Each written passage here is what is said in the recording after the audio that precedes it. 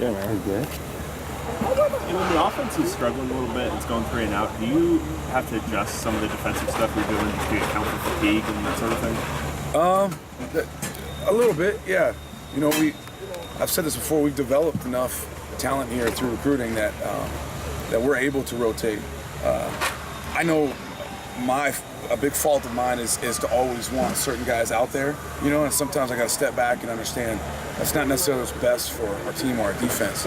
You know, it's like with Eric Kendricks, I mean, an amazing football player, right? We love him, but I got to find ways to help him out because if you routinely are getting 100 snaps a game, it's not good, you know, as far as the entire season is concerned regarding injury, but also in each particular game, you know, especially when we got a guy like Kenny Young, we got a guy like Isaac that can come in and give him a blow and actually give us a different look. So they just got to keep rotating our guys. What type of stuff were you talking about specifically with Kendricks? I mean, he was one of the best games of the season against Right. Colorado. Which was reflected by a great week of practice out here. It was probably his best week of practice I've ever seen him have in Westwood. So he's a guy that's just, you know, you think he's got it and he just keeps getting better, you know, and he's just an amazing human being. He's really the reason that I've got into coaching. He's humble, he's hardworking, he's becoming a great leader, and he's obviously, he just keeps improving as a football player, you know. To think that he's a viable candidate for the Buckeyes, that's a big deal. Yeah. When you were with the 49ers, did they sub a lot with No, you? Did you? but you got. I guess I was a little older. NFL's totally a different game. It's totally a different game because it's, for one, you got 45 guys that dress on game day, right? So you don't have a lot of backups, for one. For two, you're never taking 100 snaps, ever, in the NFL. You know, you got a running clock. You know, you don't have two tempoed offense going against each other, you know?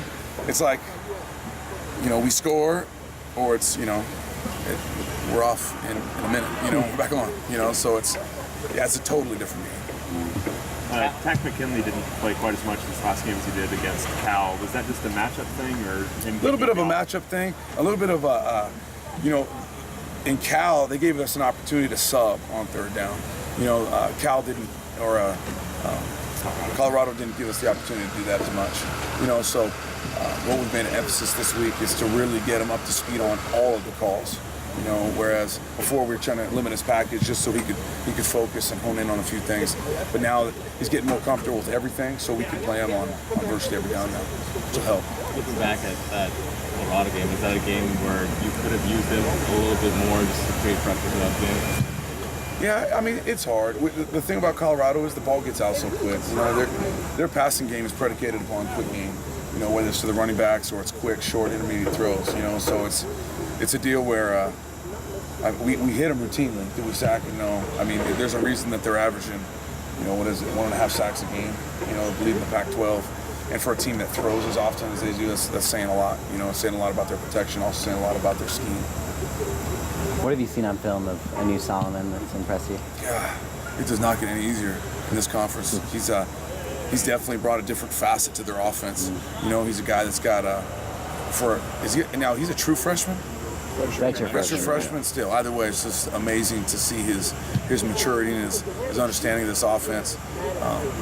The whole quarterback run pass option just goes to another level with this guy. You know, he's a guy that it really becomes like the quadruple option because it's dive, it's pitch, it's quarterback run, and then on the run he can throw it now. So it's you got to play with great discipline. You got to run your butt to the ball.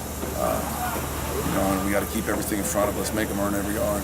Is Rich Rod's offense just in general one of the harder offenses to game plan for in Pac-12 or any that you guys have faced? Yeah, it's a combination. Obviously, he does a great job schematically, but at the same time, they got some really good players. You know, some receivers that are collectively very good as a group. And they roll a bunch. And, what's underrated is their running game. I mean, shoot. Looking back at last year's tape, they ran for 255 yards on us, you know, and it's a product of spreading you out to make you think pass a lot of times, and all of a sudden here comes the run. And they got some running backs that can do that again this year, and they got an offensive line that's been together for quite a bit. So it's going to be a challenge for all 11 guys on the field, no doubt. It's unusual to see an an offense stay as successful as they did year to year despite cycling through different quarterbacks? Yeah, they've done a great job. I mean, obviously the system speaks for itself, but at the same time, a great job recruiting and getting guys in there that can fill that role and understanding the type of guy that they want.